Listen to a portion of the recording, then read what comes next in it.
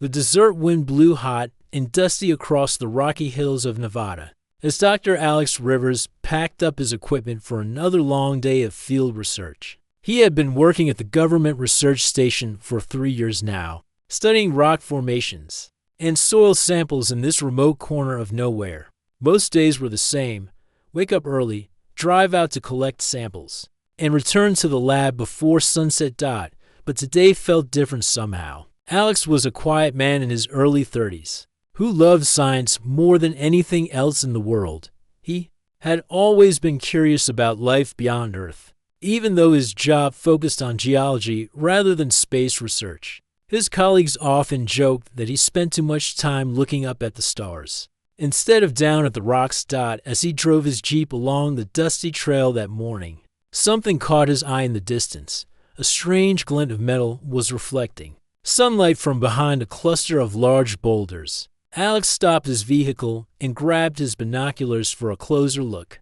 What he saw made his heart race. Partially buried in the sandy ground was something that definitely did not belong on Earth. The object was about the size of a small car, with smooth curves and a metallic surface that seemed to shimmer with colors he had never seen before. Parts of it were cracked and broken, as if it had crashed from a great height. Alex sat in his Jeep for several minutes, trying to process what he was seeing. His scientific mind told him to call his supervisor immediately and report the discovery. But something deeper inside him whispered that he should investigate first, alone. He parked behind the rocks and approached the strange craft on foot. Up close, it was even more incredible. The metal felt warm to the touch and seemed to pulse with a faint inner light. There were symbols carved along its surface that looked like no language he had ever encountered. Then he heard it, a soft sound. Coming from inside the craft, it was barely audible, like someone breathing very slowly and carefully. Alex found what appeared to be an opening in the side of the vessel. The metal had been torn apart during the crash, creating a gap just large enough for him to squeeze through. His hands were shaking as he pulled out his flashlight and peered inside. The interior was filled with a soft blue glow coming from panels along the walls. And there, lying unconscious on what looked like a bed made of the same strange metal, was a young woman, but she was unlike any human Alex had ever seen. Her skin had a pale blue tint that seemed to glow softly in the dim light. Strange markings covered her arms and face, not tattoos, but patterns that appeared to be part of her natural coloring. Her hair was long and silver, almost white, and it moved slightly even though there was no wind inside the craft. She appeared to be badly hurt. There were cuts on her arms and face, and she was breathing in short, shallow gasps. Alex could see that she needed medical help immediately. For a moment, he stood frozen, unable to believe what he was seeing. This was clearly a being from another world, and she had crashed here on Earth. The discovery would change everything humanity knew about life in the universe. But as he watched her struggle to breathe, Alex realized he had to make a choice. He could call his supervisors and let the government handle the situation. They would probably take her to some secret facility for testing and research. Or he could try to help her himself, looking at her peaceful face, so human-like yet clearly different. Alex made his decision, moving as carefully as possible. He lifted the unconscious alien girl in his arms. She was surprisingly light, and her skin felt cool to the touch as he carried her toward his Jeep. He noticed that her wounds seemed to glow faintly around the edges, as if her body was trying to heal itself. Alex drove as fast as he dared across the rough desert terrain, taking her to his small cabin on the edge of the research facility grounds. He lived alone there, away from his colleagues, which would give him privacy to help her recover. Once inside his cabin, Alex laid her gently on his bed and began examining her injuries. His medical training was limited, but he knew enough basic first aid to clean her wounds and bandage them properly. As he worked, he noticed that her breathing was becoming steadier. For the next several hours, Alex sat beside the bed, watching over his unexpected patient. He had so many questions running through his mind. Where had she come from? How had she learned to build such advanced technology? Was she alone? Or were there others like her? As evening approached, the alien girl began to stir. Her eyes opened, slowly, revealing irises that were a deep violet color, unlike anything found in human eyes. When she saw Alex sitting nearby, she tried to sit up quickly but winced in pain from her injuries. Alex held up his hands in a peaceful gesture. "It's okay," he said softly. "You're safe now. I'm not going to hurt you." The girl looked at him with confusion and what might have been fear. She spoke a few words in a language that sounded like music mixed with wind chimes. When Alex didn't understand, she touched her forehead with one hand and closed her eyes. Concentrating hard. Suddenly, images flashed through Alex's mind, not his own thoughts, but hers. He saw glimpses of a beautiful world with purple skies and floating cities. He felt her sadness and fear, her desperate need to escape from something terrible that had destroyed her home. When the connection ended, the girl looked at Alex with surprise. She had not expected a human to be able to receive her thoughts so clearly. "You can hear me?" she asked, speaking slowly in English with a melodic accent. Alex nodded, still amazed by what had just happened. "Yes, I can hear you. My name is Alex. What's yours?" She was quiet for a moment, as if deciding whether to trust him. Finally, she said, "I am called Lyra. I come from a place very far from here." Over the next few hours, Lyra began to tell Alex her story. Her world had been peaceful for thousands of years, but recently it had been attacked by a hostile alien race that destroyed everything in their path. The survivors had been forced to flee in small escape ships, scattering across the galaxy in hopes that some might find safe places to rebuild their civilization. Lyra's ship had been damaged during her escape, causing her to crash on Earth. She had been traveling alone for months, and she feared she might be the only one of her people left alive. As Alex listened to her story, he felt a growing determination to protect her. He realized that if the government discovered her existence, she would likely become a test subject in some secret laboratory. The thought of that happening to someone who had already suffered so much made him angry. "I won't let anyone hurt you," Alex promised, surprising himself with the strength of his conviction. "You can stay here as long as you need to recover." Lyra looked at him with gratitude and something else, a spark of hope that maybe, despite losing everything she had ever known, she might be able to find a new kind of home on this strange blue planet. Neither of them knew that. Their decision to trust each other would change both of their lives forever, setting in motion events that would challenge everything they thought they knew about love, loyalty, and what it truly means to be human. 3 months had passed since Alex found Lyra in the desert, and their lives had settled into a careful routine of hiding and healing. Every morning, Alex would leave for work at the research station, acting completely normal around his colleagues. He would collect his rock samples, write his reports, and attend boring meetings, all while his mind was focused on getting back home to check on Lyra. During those first weeks, Lyra had been too weak to do much besides rest and recover from her injuries. But as her strength returned, Alex began to see just how remarkable she really was. Her wounds healed much faster than any humans would, leaving behind only faint silver lines that looked like delicate artwork across her blue-tinted skin. One evening, Alex came home to find Lyra sitting by the window, holding a small injured bird in her cupped hands. The bird had apparently flown into the glass and knocked itself unconscious. As Alex watched in amazement, Lyra's hands began to glow with a soft, warm light. Within minutes, the bird opened its eyes, chirped once as if to say thank you, and flew away perfectly healthy. "How did you do that?" Alex asked. Settling down beside her on the couch, Lyra smiled, the first truly happy expression he had seen from her since the crash. "All of my people can heal small hurts," she explained. "It is as natural to us as breathing is to you. We believe that helping others heal helps us heal too." Alex was fascinated by her abilities, but he was even more drawn to learning about Lyra herself. She was incredibly intelligent, with a curiosity about Earth that matched his own fascination with her world. She would spend hours asking him questions about human customs, technology, and culture that sometimes made him think about his own life in completely new ways. "Why do humans work at jobs they don't enjoy?" she asked one day while Alex was complaining about a particularly frustrating meeting at the lab. Alex paused, realizing he had never really thought about it that way. I guess because we need money to survive. And sometimes we don't have a choice. On my world, everyone contributed their natural talents to help the community, Lyra said thoughtfully. No one was forced to do work that made them unhappy. We believe that when people do what they love, everyone benefits. Conversations like these happen almost every evening. Alex would teach Lyra about human history, showing her books and movies that helped her understand Earth culture. In return, she would share stories about her home planet, describing floating gardens that grew in the air and cities that were built from crystallized music. But it wasn't all wonder and discovery. Alex could see that Lyra carried a deep sadness with her every day.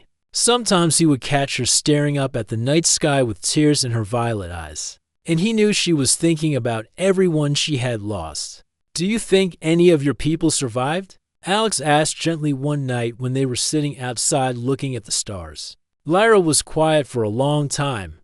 I hope so, she finally whispered. But I have tried to reach out with my mind to find any trace of them, and I feel only silence. It is possible that I am the last.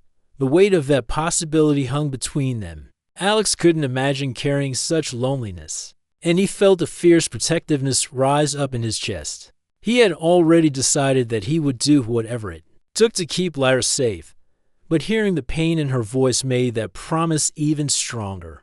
Their peaceful routine was interrupted one morning when Alex arrived at work to find unusual activity around the research station. Government vehicles were parked outside, and men in dark suits were walking around with serious expressions and electronic equipment. Alex's supervisor, Dr. Peterson, pulled him aside during lunch. There's been some kind of investigation going on, Peterson explained in a worried voice. Apparently, some satellite detected unusual energy readings in this area a few months ago. They're trying to figure out what caused them. Alex felt his blood run cold. The energy readings had to be from Lyra's crashed ship. He had returned to the site several times to remove any obvious traces, but apparently some kind of signature had been detected from space. That evening, Alex rushed home earlier than usual. He found Lyra tending to a small garden she had started behind the cabin, using her abilities to help the plants grow faster and stronger than normal. The sight of her kneeling peacefully among the flowers, completely unaware of the danger closing in, made his heart ache. Lyra, he said carefully, I think we might have a problem. He explained about the investigation and the energy readings. As he spoke, he watched the color drain from Lyra's already pale face. They cannot find me, Alex, she said, standing up quickly. If your government captures me, they will want to study me, to learn how I work. I have seen what humans do to things they don't understand. Alex reached out and took her hands in his. They felt cool and soft, and he could sense her fear through their connection. I won't let that happen, he promised. We'll figure something out over the next few days. The investigation intensified. Government agents visited every building in the area, asking questions and taking measurements. Alex did his best to act normal, but he could feel the net closing around them. The breaking point came on a Friday afternoon. Alex was working late at the lab when he noticed unusual activity outside.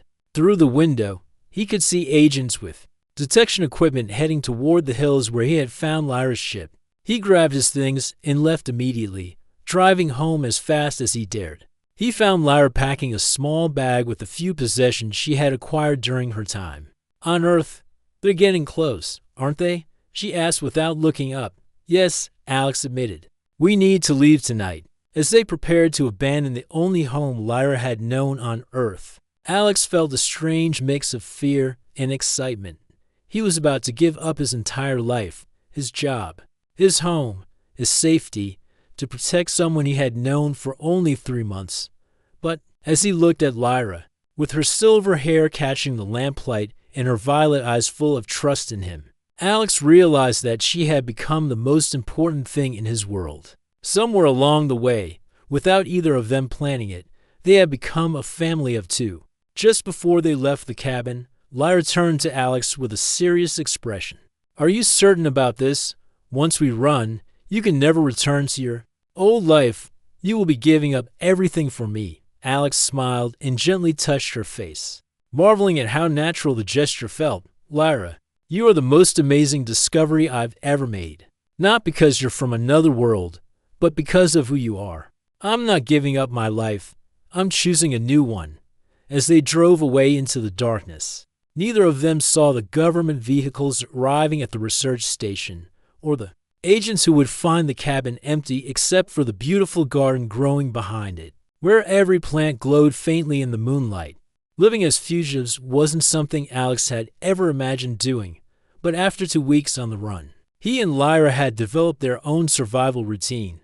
They moved every few days, staying in abandoned buildings, empty cabins, and sometimes just camping under the stars when they couldn't find shelter. Alex had contacted his old college friend Jake, who lived off the grid in Montana and didn't ask too many questions. Jake had offered them his remote hunting cabin for a few weeks, giving them their first real safe haven since leaving Nevada.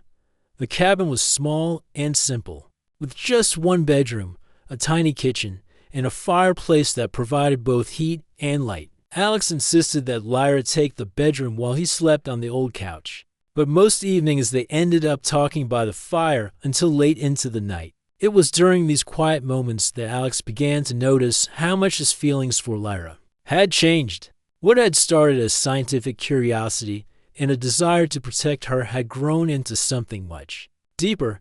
He found himself watching the way she moved, graceful and fluid like she was dancing even when just making tea. He loved hearing her laugh at his attempts to explain human jokes, and the way her eyes lit up when she discovered something new about Earth.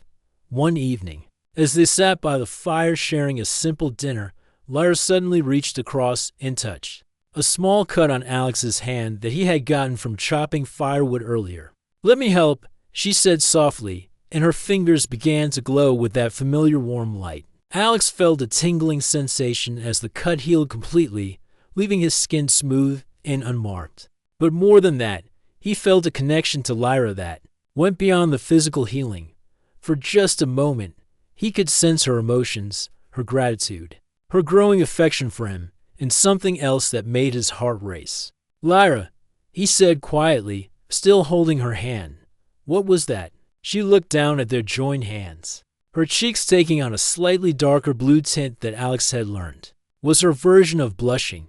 "When I heal someone, sometimes I can feel what they feel, and you care for me in a way that is different from friendship." Alex felt his own face grow warm. He had been trying to hide his growing feelings, not wanting to take advantage of Lyra's vulnerable situation.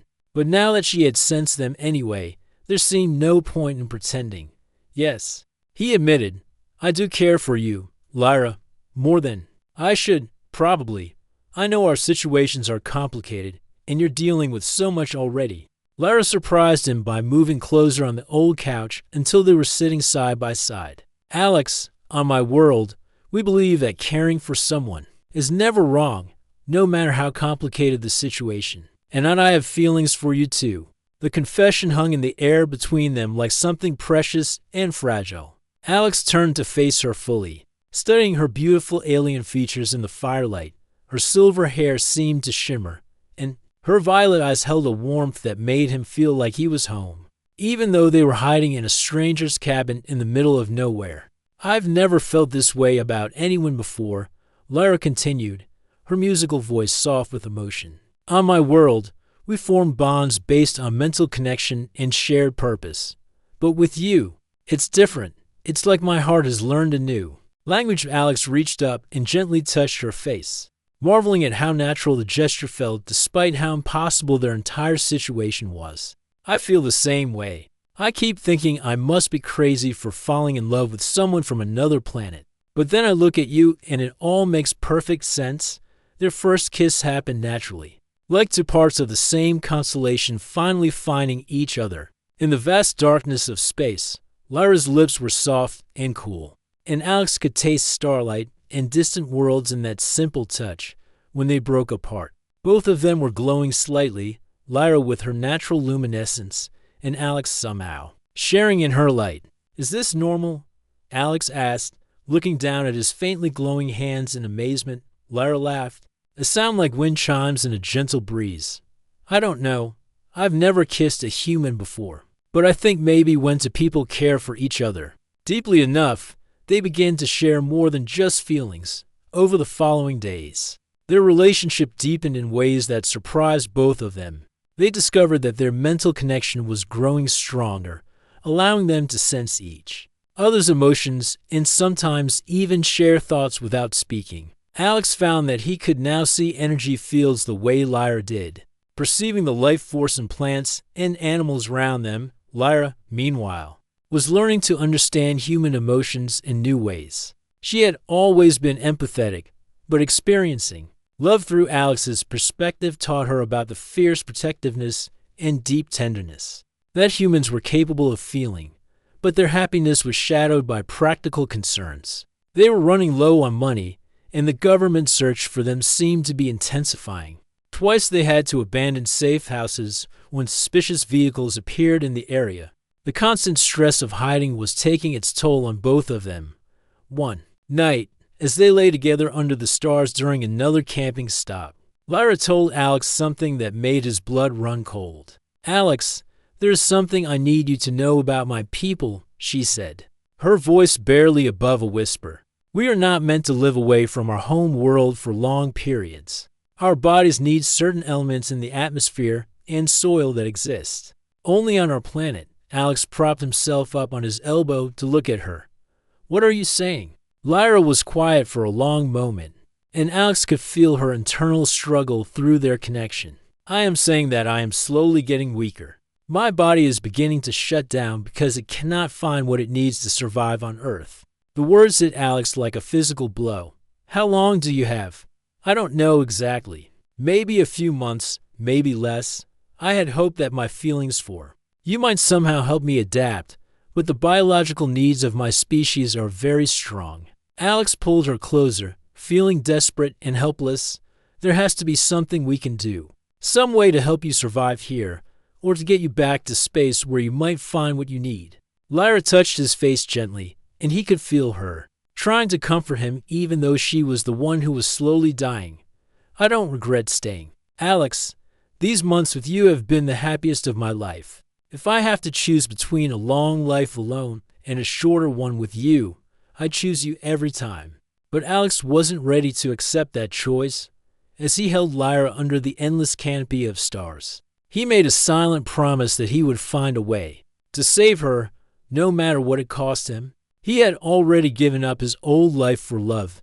Now he would give up everything else if necessary. Neither of them knew that their desperate situation was about to become even more complicated as the government forces hunting them were closer than they realized, and the decisions they would soon have to make would test their love in ways they never could have imagined. The morning started like any other day in their hidden life, but Alex knew something was wrong the moment he woke up. Lyra, who usually rose before dawn to watch the sunrise, was still lying in bed, her breathing shallow and labored. Her normally glowing skin had faded to a dull gray, and when he touched her forehead, it felt cold as ice. "Lyra," Alex whispered, gently shaking her shoulder. "Lyra, wake up." Her violet eyes opened slowly, but they seemed unfocused and distant. "Alex," she said weakly, "I feel strange, like I'm floating away from myself." Panic shot through Alex's chest as he realized that Lyra's condition was getting worse, much faster than either of them had expected. Over the past 2 weeks, he had noticed small signs. She tired more easily. Her healing abilities were weaker, and sometimes she would stare off into space as if she couldn't quite remember where she was. "We need to get you to a doctor," Alex said, though even as he spoke the words, he knew how impossible that would be. No human doctor would know how to treat an alien physiology, and taking Lyra to a hospital would mean exposing her to exactly the kind of government attention they had been running from. "No doctors," Lyra said, struggling to sit up. "They couldn't help me anyway. This isn't a sickness that can be cured with your medicine. My body is forgetting how to live without my home world." Alex felt helpless and desperate over the past few months. He had fallen completely in love with this extraordinary woman from the stars, and now he was watching her slowly fade away. There had to be something he could do, some way to help her survive on Earth. "What if we could get you back to space?" he asked. "Maybe if you were away from Earth's gravity and atmosphere, your body could stabilize." Lyra managed a weak smile. "That would require a spaceship, Alex. And even if we could somehow get access to one of your government space vehicles, I don't know if it would help. My people's ships were designed specifically for our biology. Human technology might not provide what I need." Alex spent the next 3 days desperately researching everything he could find about human space programs, atmospheric requirements, and biological adaptation. He reached out to old contacts from his university days, anyone who might have connections to advanced research or government projects. Most of them were too scared to help once they realized he was the scientist the government was looking for, but a few were willing to listen. It was his former lab partner, Dr. Rachel Kim, who finally gave him the information that changed everything. Rachel worked for a private aerospace company that had contracts with several government agencies, including some that dealt with unusual research projects. "Alex, I shouldn't be telling you this," Rachel said during a coded phone conversation, "but there are rumors about a special facility that deals with unusual biological cases. They supposedly have technology that can simulate different atmospheric conditions and even artificial gravity systems." Alex's heart raced. "Where's this facility?" "I don't know exactly, but I think it's somewhere in Colorado." "Alex, if even half the stories are true, these people have resources that could help your friend. But they're also the same people who have been hunting you. If you contact them, you'll be walking into a trap." After he hung up the phone, Alex sat for a long time thinking about their impossible situation. Lyra was getting weaker every day, and soon she would be too sick to travel at all. Their only chance of saving her was to surrender to the very people they had been running from for months. When he explained the situation to Lyra, she was quiet for a long time. They were sitting in their latest hideout, an abandoned ranger station deep in the Colorado mountains, and Alex could see her struggling with the decision. "If we do this," she said finally, "there's no guarantee they will actually help me. They might just see me as an interesting test subject to study while I die." "I know," Alex admitted, "but if we don't try, we'll definitely lose you. At least this way. There's a chance." Lyra reached over and took his hand, her fingers weak but still warm with affection. "And what about you? If we surrender, they'll probably arrest you for helping me escape. You could go to prison for years." Alex squeezed her hand gently. "Lyra, I don't care what happens to me. You're the most important thing in my life now. If there's even a small chance that these people can save you, then we have to try." The next morning, Alex made the phone call that would change both of their lives forever. Using the contact information Rachel had given him, he reached out to the mysterious government facility and offered to surrender in exchange for medical help for Lyra. Within hours, they were surrounded by government vehicles. But instead of the arrest Alex had expected, they were met by a woman in a white lab coat who introduced herself as Dr. Lisa Chen, the head of the facility's xenobiology department. "Mr. Rivers," Dr. Chen said as they loaded Lyra into a specialized medical transport, "I want you to know that we're not your enemies. Our job is to study and understand, not to harm. We've been tracking your movements for months, and frankly, we're impressed by how well you've cared for our visitor." Alex stayed close to Lyra during the helicopter ride to the facility, which turned out to be a massive underground complex built into the side of a mountain. The technology he saw there was unlike anything he had ever imagined. Rooms that could simulate the atmospheric conditions of dozens of different planets, machines that could analyze and replicate alien biology, and computers that seemed to be decades ahead of anything available to the public. Dr. Chen led them to a medical wing where Lyra was immediately connected to machines that began monitoring her vital signs and body chemistry. For the first time in weeks, Alex felt a glimmer of hope as he watched teams of scientists work to understand her condition. "The good news," Dr. Chen explained after the initial tests were complete, is that we can stabilize her condition temporarily. We have atmospheric processors that can provide some of the elements her body needs. The bad news is that it's only a temporary solution. Her biology is fundamentally incompatible with Earth's environment. Alex felt his heart sink. So, there's nothing you can do to save her permanently? Dr. Chen looked at him with a mixture of scientific fascination and genuine sympathy. There might be one option, but it's experimental and extremely dangerous. We've been working on a project that could potentially help her adapt to Earth's environment, but it would require her to undergo a complete biological transformation. The process could save her life, or it could kill her. As Alex looked at Lyra, lying unconscious on the medical table, surrounded by machines and monitors, he realized that their love story had brought them to an impossible crossroads. The choice they would have to make in the coming days would determine not just whether Lyra lived or died, but what kind of future they could possibly have together. The experimental treatment room looked like something from a science fiction movie, filled with gleaming machines and monitors that displayed data Alex couldn't begin to understand. But all of his attention was focused on Lyra, who lay on the medical table looking even more fragile than when he had first found her in the desert. Dr. Chen had spent 3 days explaining the procedure to them, and Alex still wasn't sure he fully understood what they were planning to do. The treatment involved using advanced genetic therapy to help Lyra's body adapt to Earth's environment, but it would fundamentally change her biology in ways that had never been tested before. I want you to understand the risks, Dr. Chen said, for what felt like the 100th time. This procedure could save Lyra's life by allowing her body to process Earth's atmosphere and nutrients, but it could also cause complete organ failure. We're essentially asking her cells to rebuild themselves from the ground up. Lyra, who had been getting weaker every day, despite the atmospheric support machines, squeezed Alex's hand with what little strength she had left. I want to try, she whispered. I would rather take the chance than slowly fade away while you watch. Alex felt torn between hope and terror. The past few days had shown him just how advanced human science had become. In secret, the facility had technology that seemed almost magical, and Dr. Chen's team had already managed to stabilize Lyra's condition, enough to give them time to prepare for the treatment.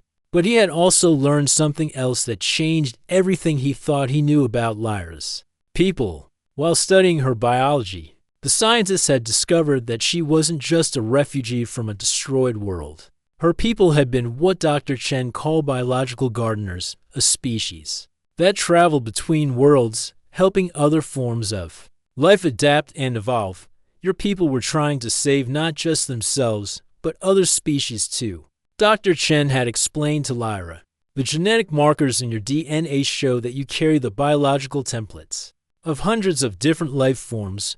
You're like a living library of evolution. This discovery had led to a breakthrough in understanding what the experimental treatment might actually accomplish. Instead of just helping Lyra survive on Earth, it might allow her to become something entirely new, a bridge between human and alien biology. There's something else you should know, Dr. Chen said as they prepared to begin the procedure. Alex, the treatment works by creating a biological bond between compatible genetic systems. For this to work, Lyra's cells need to have a template to follow, a biological pattern from someone whose body has already adapted to Earth. Alex felt his heart start racing as he realized what she was suggesting.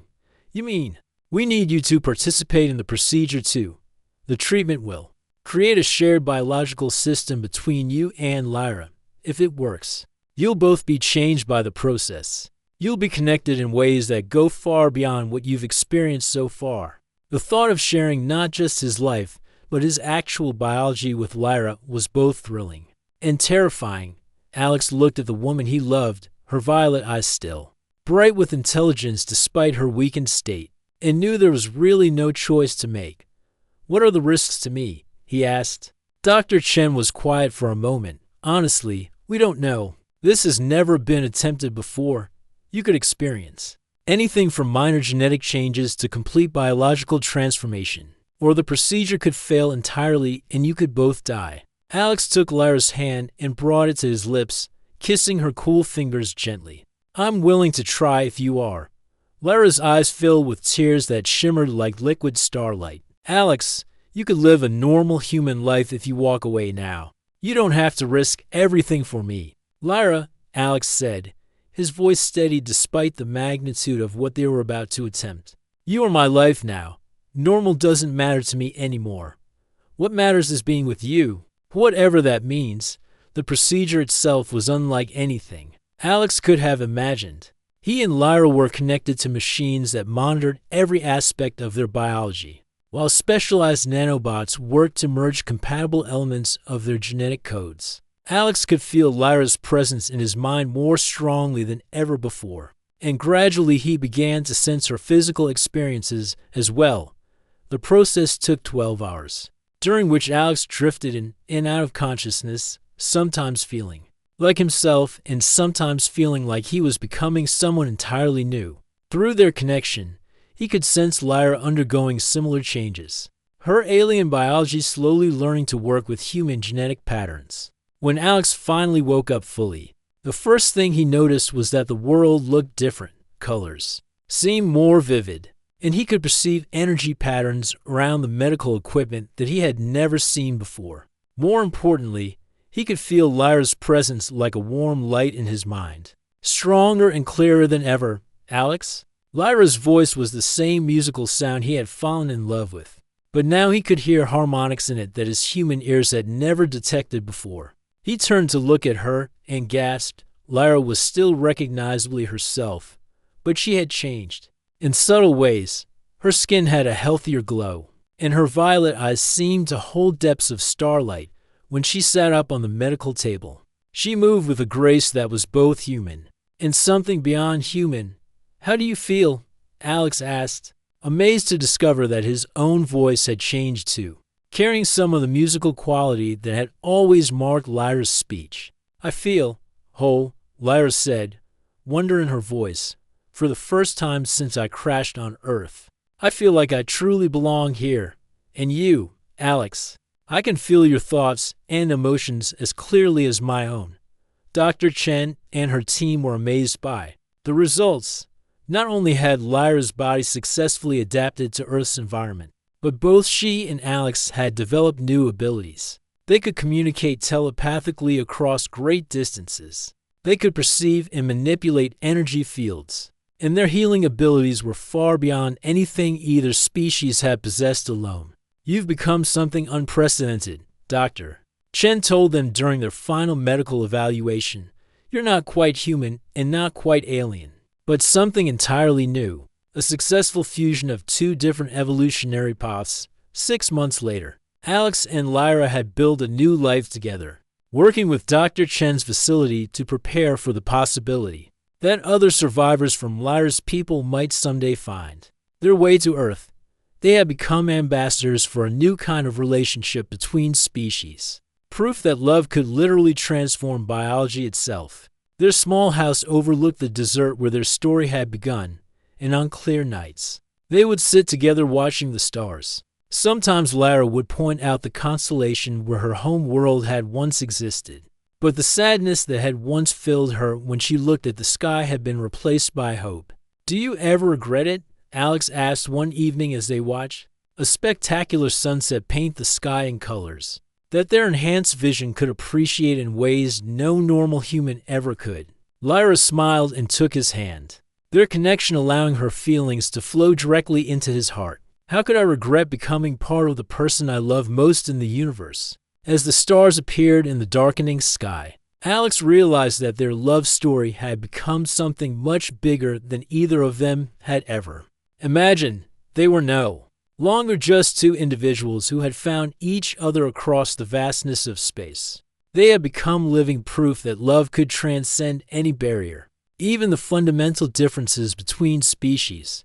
And somewhere among those distant stars, other travelers might be searching for a new home, guided by the beacon of hope that Alex and Lyra had become together.